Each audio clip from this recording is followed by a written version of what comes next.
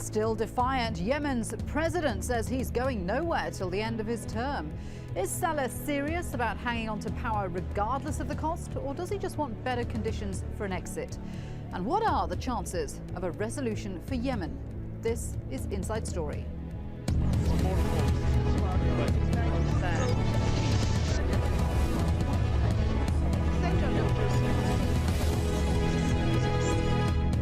Hello there, warm welcome to the programme. I'm Shuli Ghosh. On Wednesday, Yemen's opposition called for civil disobedience across the country. It follows another day of clashes with police in which 8 people died. Protesters continue to reject any deal that doesn't include the immediate departure of President Ali Abdullah Saleh. Now the head of the Gulf Arab Group has come to Yemen to try to find a way forward. For weeks, the Gulf Arab states have been involved in mediation to resolve Yemen's crisis. The GCC proposed a handover of power to the vice president, and both Saleh and his family would have immunity from prosecution. But talks between the two sides appear to have hit a brick wall when President Saleh resisted calls to resign, saying that he would only give up office if he was voted out in 2013. We reiterate that we will remain steadfast, steady as mountains that cannot be shaken by the winds. We will remain adhering to the constitutional legitimacy. We will remain defying any conspiracy or subversion. Those who wish to hold the reins of power should head to the ballot box. The change and departure point is the ballot box only through constitutional legitimacy. So to discuss this further, I'm joined by my guests in Manchester, ABDUL RAZAK Musa. He's a Yemeni political activist. In London, Noura Ann Colton. She's a professor of international business at the University of East London and also author of the upcoming book, The Political Economy of Yemen.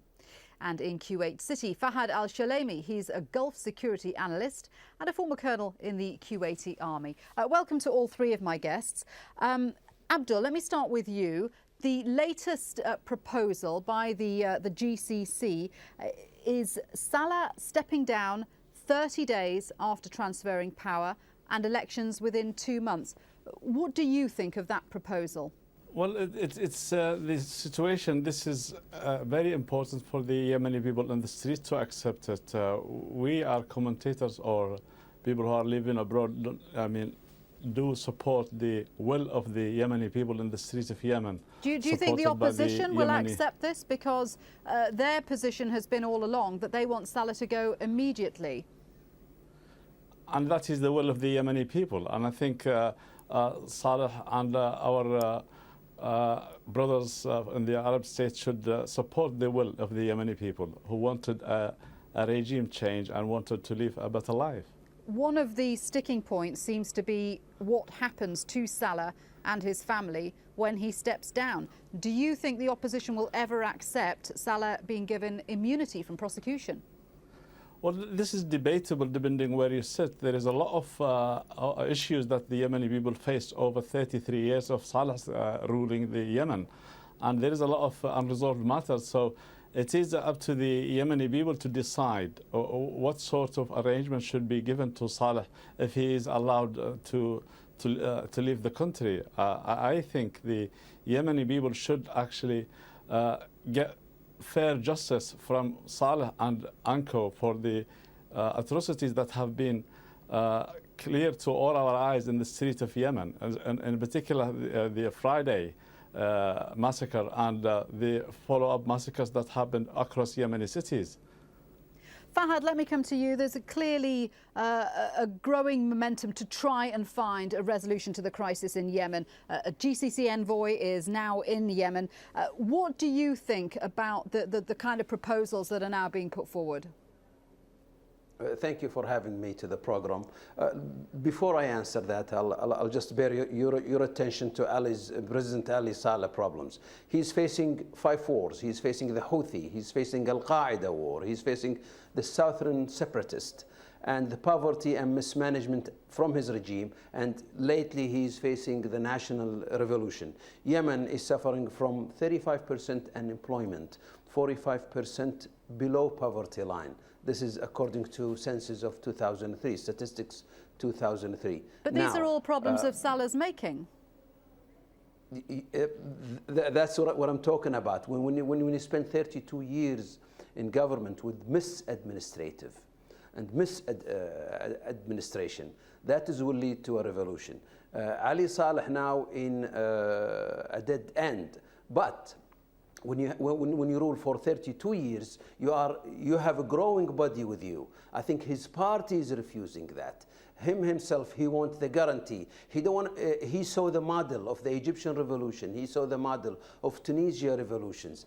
In Egypt revolution, the Egyptian president, he's in custody. His daughters and the whole party were banned by the court. So the problem of Ali Saleh, he's trying to find means and way to survive, or he's trying to jump forward to solve the problem. By the end, I could agree on the national unity that is ask Ali Abdullah Saleh to leave. But for us as a GCC, who's the one who will replace Ali Saleh while Yemen is having Al-Qaeda threat, Al-Houthi through Iranian threat, and all others. The GCC was a big supporters. They spent 3.5 billion from 2000. Well, let's talk about the security threat in just a moment, because that is obviously something that I want to come on to, Fahad. But first of all, I mean, do you think that Saleh could be forced into accepting a deal? I think the situation is grey. I cannot open the crystal ball and ask, but indications saying that is the growing of anti-Ali Saleh atmosphere is growing. There is a general strike. There is even in the area, in the GCC area, hopefully, most of the people accepting Ali Saleh to step out and leave. The question is, what is next? That is what is make us worry in the GCC. What is next after Ali Saleh era? Who's going to control the country? How's the country could be? Who's going to maintain security, safety, and all these factors? That is our concern in this. Nora, let me come to you. I mean, it just seems that a couple of weeks ago, people were saying it was the end of President Saleh. We saw high-profile defections, army commanders going in to protect protesters rather than Saleh's regime. Now, though, he seems to be digging in his heels and saying he absolutely is not going to go until elections in 2013. What is making him feel that he's so unassailable?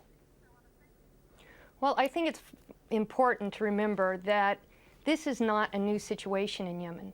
Yemen has had problems now for years. The poverty, the deterioration of the security situation. He's not keeping the country safe. And in fact, for years now, there's been analysts in the West who have looked at these questions and wondered when Yemen was going to be a failed state, not if it was going to be a failed state. So I think that's one of the things to remember.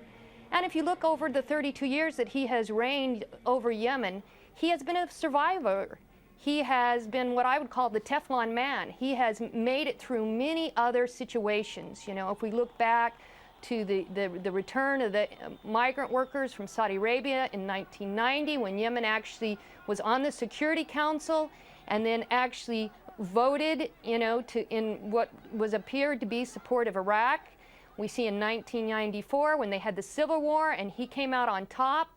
We see that, you know, Yemen, you know, went into a period of the 90s with a lot of oil money. When that started trickling and dying, then we saw that Al-Qaeda became a threat.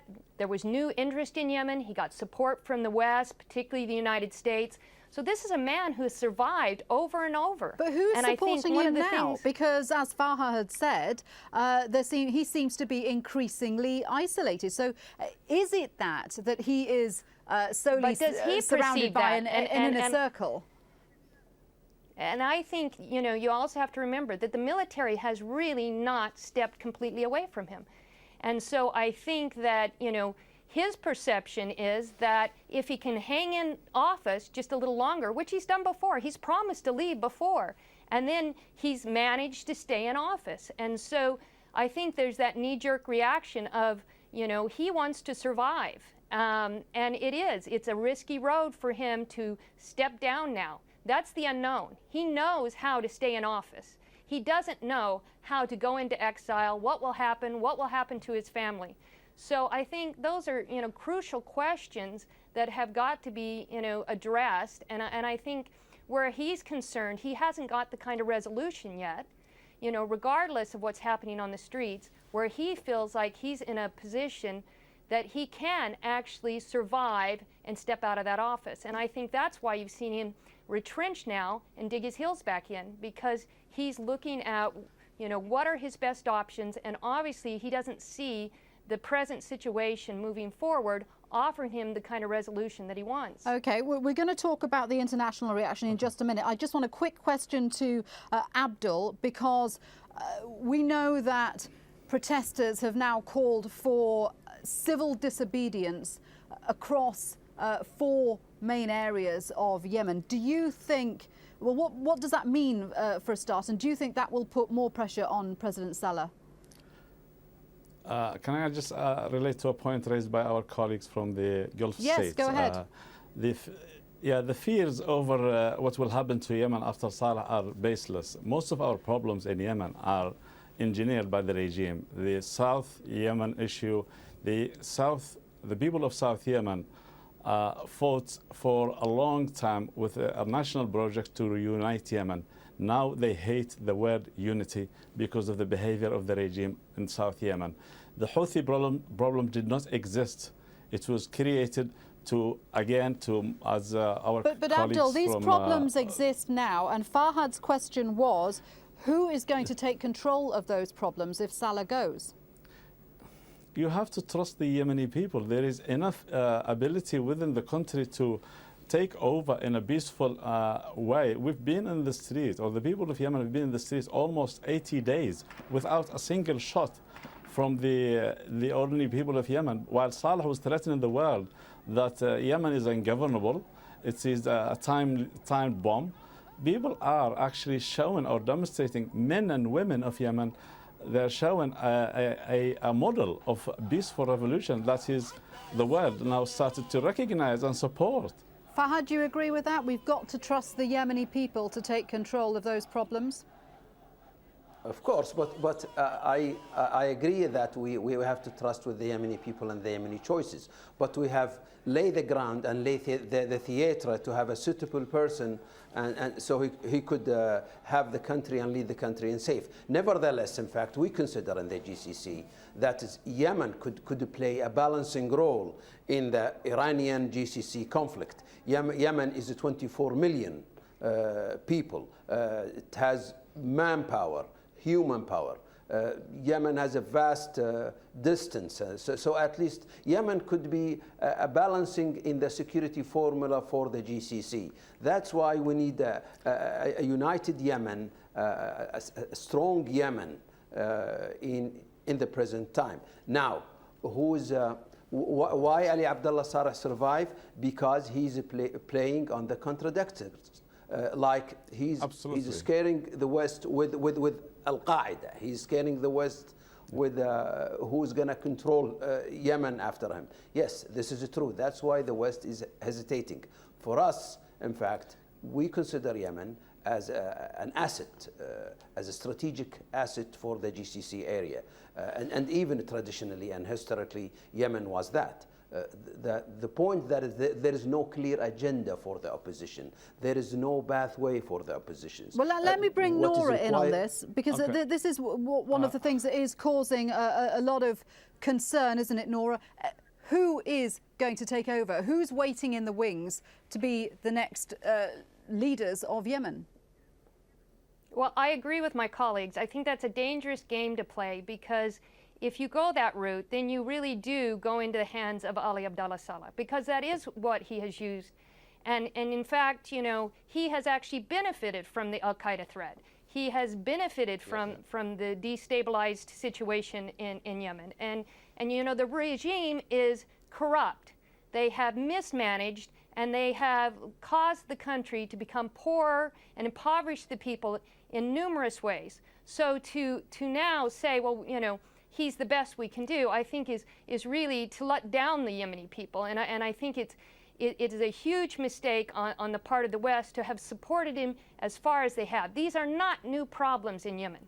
The Yemeni people have finally revolted, but they have been living in wretched conditions for years now, with no rule of law, with a very authoritarian regime, and yet the West, in the name of Al-Qaeda, you know, has gotten behind and supported him, and only now, in the last couple weeks, has now started to distance themselves from him. So I think that we cannot wait till we have someone step forward. It's not going to happen like that. We really do have to. Let's have a closer look at the international reaction, because members of the UN Security Council held their first discussion on Yemen this week, and they failed to come up with a joint statement. Diplomats said Russia had objected to the statement drawn up by Germany and Lebanon. But German envoy Peter Wittig said it was vital that negotiations should not stall and further bloodshed has to be avoided. Nora, back to you. Why is the fact that the international community have given so much support to Yemen now the reason that they seem to be being so slow to react to the crisis? Well, I think there's a fear, particularly, you know, in places like the United States, about Al-Qaeda. And I think that the fear has been that, you know, as of, you know, the paradigm about failed states, that Yemen, as a potential weak state that could be a failed state and go into civil war, would feed into organizations like Al-Qaeda. And, you know, the population, by the way, regardless, you know, if we think, you know, Ali Abdullah Saleh should go or, you know, he should hang on, the point is that the population is very fragmented. There are lots of different interest groups within Yemen. What binds them together now is the fact that they are, you know, they've reached this point where they cannot continue. But once he's out of the way, there is potential that there is going to be conflict. It's not going to be an easy road. It's not going to be an easy road in Egypt, Tunisia, all of these places. And Yemen is a vulnerable state. Can I come in, please? It has a lot of refugees. It has, you know, different, you know, interest groups. They are separated, you know, different areas in terms of topology.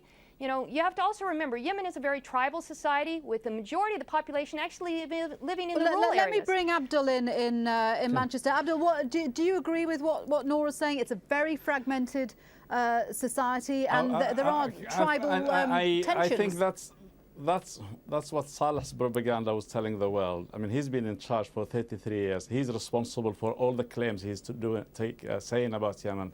But to be fair to the Yemeni people, they've demonstrated through their peaceful revolution that they are civilized and united and have got one single cause, or is to get rid of this regime. But what do you make of the West's concern? Sorry, can I just finish that point? Okay. Yeah, one point just to finish. The fact that the people worried about these files about Al-Qaeda, Al-Houthi, etc., the Yemen now and the Arab world is in a new reality. The reality is the people of the street have now decided enough is enough. But are you saying that Al-Qaeda won't capitalise on what's going on in Yemen? Are you saying that Al-Qaeda and other Islamic militant groups are not a problem in Yemen? There is no denial that there is elements of Al-Qaeda across the world, globally. They're everywhere, right? But the Yemeni file has been maximized to support the regime rather than to deal with the Al-Qaeda file. We've got ministers from Saleh's own government, the Minister of Justice, who resigned immediately. He is telling the whole Yemen and the whole world that the issue of Al-Qaeda has been kind of maximized to gain worldwide support for the regime to keep power rather than to deal with the Al-Qaeda file. Just to give you an example, during Gulf 20 in Aden, the Al-Qaeda was very quiet, which was an opportunity for them to demonstrate their presence. It's designed to do activities to attract world attention and to support the current regime. More money from the US, more money and support from the United States and the West to fight Al-Qaeda. But those forces now are being used to contain the revolution of Yemen, not to fight the Al-Qaeda. What do you make of that, Fahad, that the Al-Qaeda threat in Yemen has been over-exaggerated by President Saleh to maintain his power? Well, Al-Qaeda is a reality, it's not a myth. The terrorist bombing had happened in many areas and sponsored by Al-Qaeda. Yemen, if I may say, became one of the safe havens for Al-Qaeda because of their terrain, because of the sympathy of the tribal, because of whatever, name many reasons. Al-Qaeda is also, they export their terrorism to Saudi Arabia. The attempt assassination, the failed attempt assassination for the Saudi Deputy Minister for Interior. It is a fact. Now, Al-Qaeda is, they did not commit any terrorist during the last 3 months in Yemen, even they don't have activities. The reason of that, they don't want to support Ali Saleh. They want Ali Saleh to step out.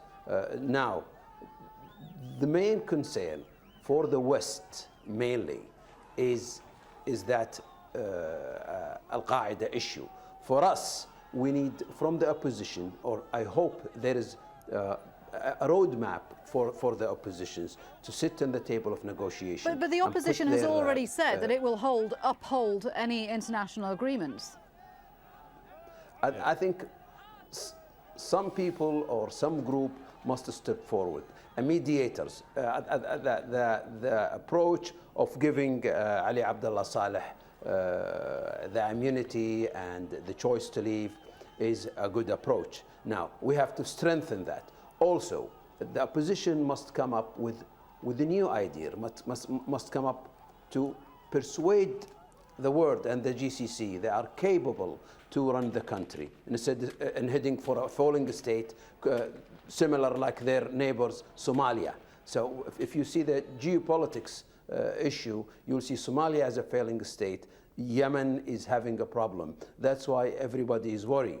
Now, the role of the opposition is to have a roadmap for the work after Ali Abdullah Saleh removal. Yeah, Abdul, you've got a response to that.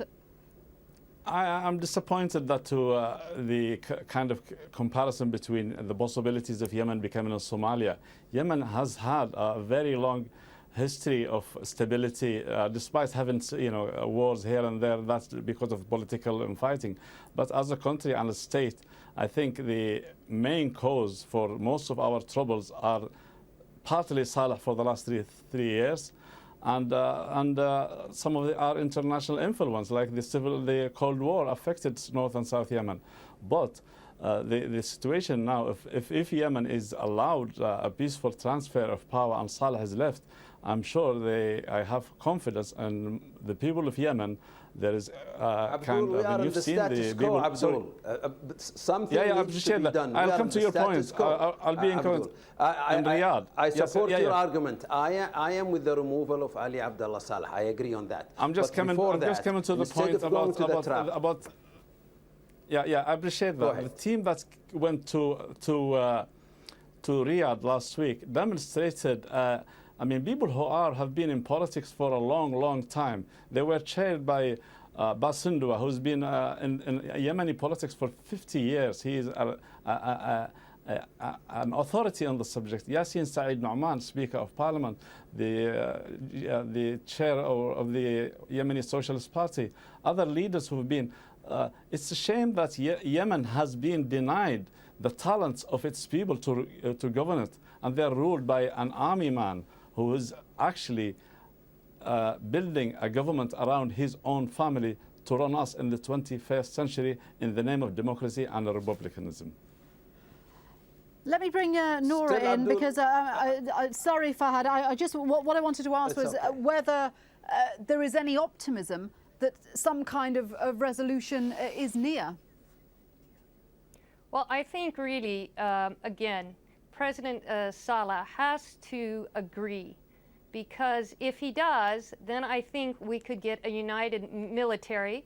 We could have a transition that could lead to I don't expect the opposition to step forward and all of a sudden have someone and have a platform. That's just not going to happen. That's not a reality at this point. But I do think that they need to be given some time, some space to organize themselves. And there needs to be some degree of stability in the meantime in Yemen to hold things together while the Yemeni people put forth their desires and a roadmap to move forward. Nora, thank you very much. To do that, I don't want to cut across you, but we are running out of time. It was a fascinating discussion. I want to thank all my guests. In Manchester, ABDUL, RAZAK, MUSA. In London, Noor Ann Colton. And in Kuwait City, FAHAD al-SHOLAIMI. And thank you for watching. If you have any comments, do send them into us at insidestory@aljazeera.net. But for the moment, from me, Shuli Ghosh, bye-bye for now.